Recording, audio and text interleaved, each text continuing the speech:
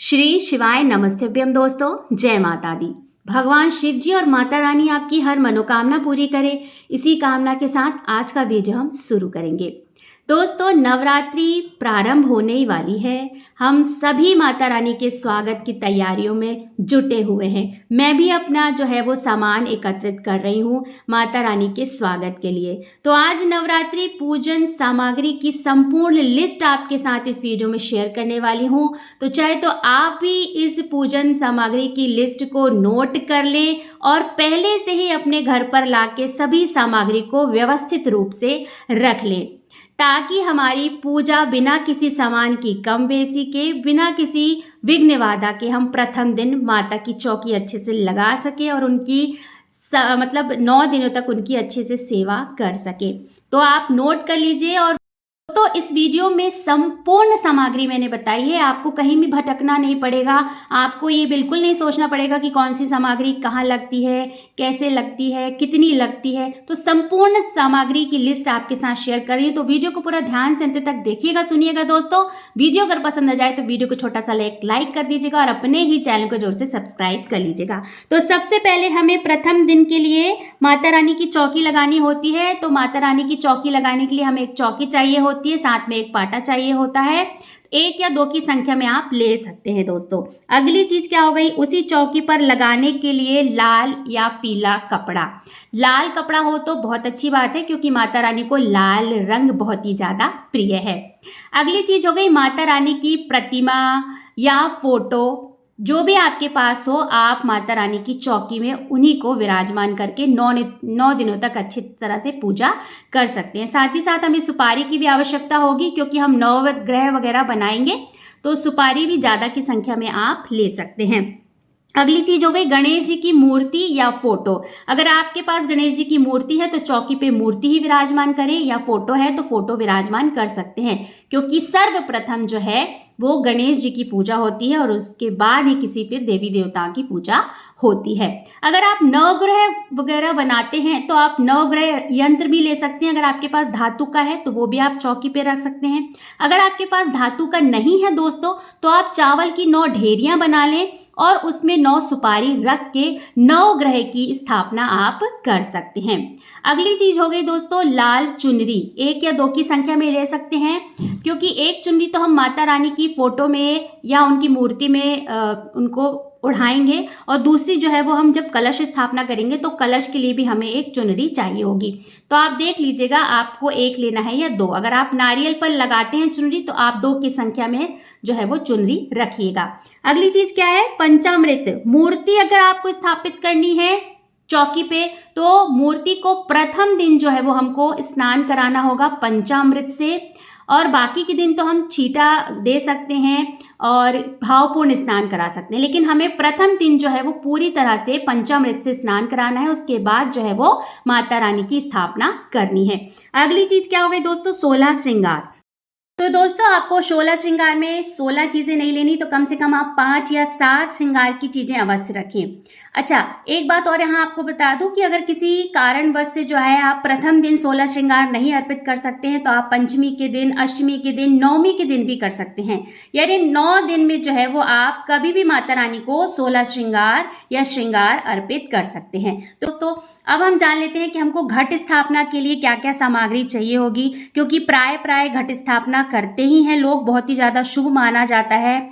जिनके यहाँ पर घट स्थापना होती है वो ध्यान से देखिए और सारी सामग्री को जो है वो नोट कर लीजिए। सबसे पहले तो एक कलश चाहिए। अब वो मिट्टी का भी ले सकते हैं या धातु का भी ले सकते हैं। धातु में किस धातु का लेंगे आप, चाहे तो आप कांसे का ले लें, तांबे का ले लें, चांदी का हो तो आप चांदी का भी ले सकते हैं, मिट्टी का भी ले सकते हैं, लेकिन आपको प्लास्टिक और स्टील का जो है वो कलश नहीं लेना है।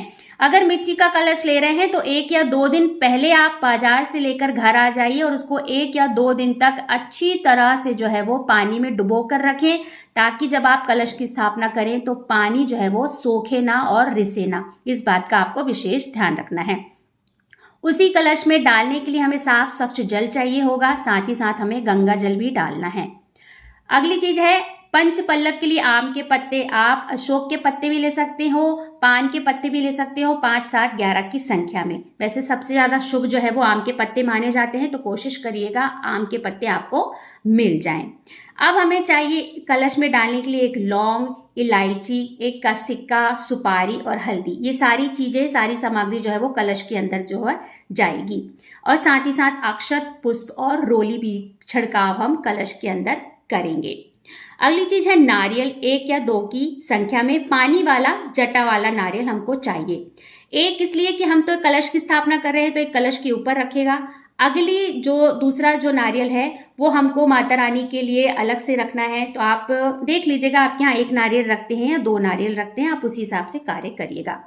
अक्षत बहुत ज़्यादा लेना है हमको, क्योंकि हम यहाँ पर जो है वो आपको मैंने बताया कि अगर आप नवग्रह वगैरह बना रहे हैं या षोडश मातृका वगैरह बना रहे हैं तो उसके लिए भी आपको चाहिए होगा, तो कम से कम आधा किलो आपको खड़े चावल लेने हैं। आप चाहे तो सफ़ेद चावल का प्रयोग भी कर सकते हैं, और या फिर आप इसको रंगीन भी बना सकते हैं, आप रोली से रंग सकते हैं, आप हल्दी से रंग करके जो है वो चावल का प्रयोग कर सकते हैं, चाहे कलश के ऊपर हो, चाहे फिर वो षोडश मातृका बनाने में हो, या फिर आप नवग्रह बना रहे हो। तो इस हिसाब से आपको पूरी पूजा में बता दूं तो आपको खड़े चावल जो है वो आधा किलो जो है वो अवश्य रखना है। बहुत ही आसानी से किसी भी पंसारी की दुकान में आपको मिल जाएंगे, उनसे पूजा वाले खड़े चावल मांगेंगे तो वो आपको दे देंगे। अब दोस्तों, जवारे उगाने के लिए हमें किन किन सामग्रियों की आवश्यकता होती है, चलिए उसमें भी एक नज़र डाल लेते हैं। देखिए, जौ से भी जवारे उगाए जाते हैं, गेहूं से भी उगाए जाते हैं, और कहीं कहीं पर जो है किसी किसी घरों में सप्त धान का भी प्रयोग किया जाता है। तो आप देख लीजिएगा, जिससे भी आपके यहाँ जवारे उगाए जाते हैं, आपको 100 ग्राम जौ लेनी है अगर आप जौ से जो है वो जवारे उगाते हैं, और मान लीजिए लगभग इसी की मात्रा में आपको गेहूं लेना है और सप्त धान लेना है। जवारे उगाने के लिए एक बात का विशेष तरह से ध्यान रखें कि जो भी चीज़ से आप जवारे उगा रहे हैं, चाहे वो जौ हो, गेहूं हो, सप्तधान हो, उसे 1 या 2 दिन पहले आपको भिगो कर रखना है, ताकि आपके जवारे बहुत हरे भरे रहें। तो आप भिगो कर रख दीजिए। अगली चीज क्या है, जवारे उगाने के लिए हमें पात्र चाहिए, मिट्टी या धातु का। वैसे तो शुभ माना जाता है मिट्टी का, तो आप मिट्टी का जो है वो पात्र ला सकते हैं। अगली चीज है मिट्टी। मिट्टी दोस्तों साफ स्वच्छ होनी चाहिए, किसी कूड़े करकट की जगह से जो है वो आप मिट्टी ना लावें। कहीं साफ स्वच्छ जगह से, गार्डन वगैरह जहाँ साफ सुथरा हो वहाँ से जो है वो मिट्टी लाएं, क्योंकि हम पूजा पाठ का काम कर रहे हैं, तो शुद्धता का और स्वच्छता का ध्यान रखना है। तो आप साफ स्वच्छ जगह से मिट्टी जो है वो ला सकते हैं। बहुत सारी पूजन सामग्री जहाँ पर मिलती है उस शॉप में भी जो है वो जवारे उगाने के लिए जो मिट्टी मिल जाती है। अगली चीज क्या है दोस्तों, अखंड जोत। अखंड जोत के लिए हमें किन किन सामग्री की आवश्यकता होती है, चलिए देख लेते हैं। मनोकामना पूर्ति के लिए बहुत सारे घरों में नवरात्रि में अखंड जोत जलाई जाती है। तो सबसे पहले अखंड जोत जलाने के लिए सामग्री की आवश्यकता होती है बड़ा दीपक।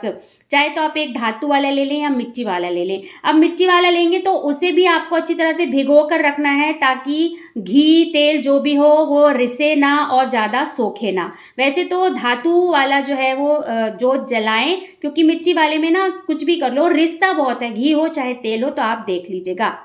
इसके लिए हमें 1.25 हाथ की बाती चाहिए होती। रुई से भी बना सकते हैं, लाल कलावा आता है उससे भी बना सकते हैं। मार्केट में बहुत आसानी से जो है वो बाती मिल जाती है, अखंड जोत आपको मिल जाती है। अखंड जोत जलाने के लिए अगली सामग्री आपको बता दूं कि 9 दिनों तक जोत जो है वो जलेगी। तो अगर आप देसी घी से जलाना चाहते हैं, वैसे अखंड जोत जो है वो देसी घी से जलाई जाती है, लेकिन अपनी सामर्थ्य के हिसाब से कार्य करिएगा। अगर देसी घी का मतलब बंदोबस्त नहीं हो पा रहा है तो आप तिल का तेल से भी जो है वो आप 9 दिन के लिए अखंड जोत जला सकते हैं। लगभग 1 से 1.5 लीटर जो है, चाहे तेल हो चाहे घी हो, आपको लग जाएगा। ठीक है। अब अष्टदल कमल के लिए आपको चावल चाहिए। अब अष्टदल कमल जो है वो आप रंगीन चावल से भी बना सकते हैं, सिंदूर या रोली से उसको रंग के, या हल्दी से। तो ये सारी चीजें हो गई आपकी अखंड जोत के लिए।